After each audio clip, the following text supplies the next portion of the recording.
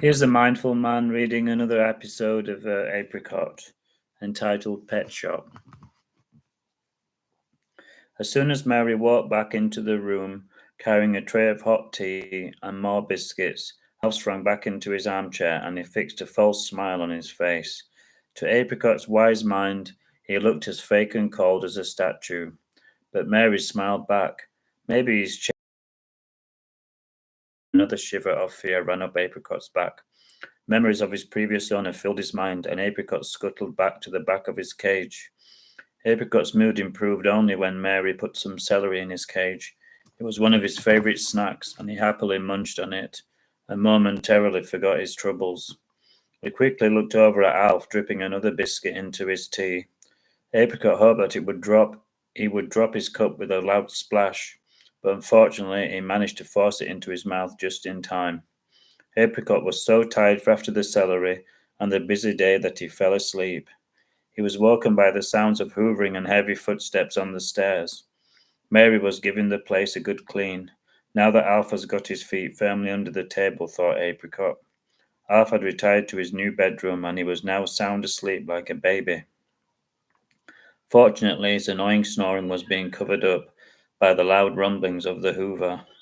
Then Mary stopped and she began whipping away with a feather duster, sending dust and large cobwebs everywhere. The snoring got louder, and at first it was like a dentist drill, and then it became like a pneumatic drill. It was unbearable. Apricot tried to sleep, but it was impossible. Mary's mild-mannered exterior was beginning to crumble, as Alf's snoring rumbled on and on incessantly. Every now and again he stopped, and Mary almost clapped her hands with joy, only for him to start up again like a faulty old motorbike. "I can't stand this any longer," she said to Apricot, who was desperately trying to sleep. Mary went outside to a lovely garden to get some peace. The lovely flowers and the bright blue sky quickly calmed her down. It was then that she was noticing the dandelions standing in a row. Mary had never paid them much attention before, but now she had a reason to.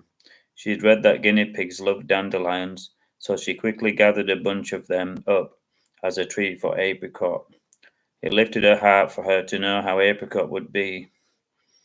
The snoring seemed to disappear as she went inside, and Apricot lifted his head up inquisitively as soon as he smelled the dandelions. They were his favourite. He'd lasted weeks without them, and he had no way of telling anyone how much he liked them. As soon as Mary put them in his cage, his tummy rumbled in anticipation, and his taste buds exploded. As soon as he began munching, Apricot was happy. To Apricot, it was like feasting on the world's most delicious, soothing, creamy, expensive chocolate, the ultimate indulgence. Usually reserved for guinea pigs, this made them even more special.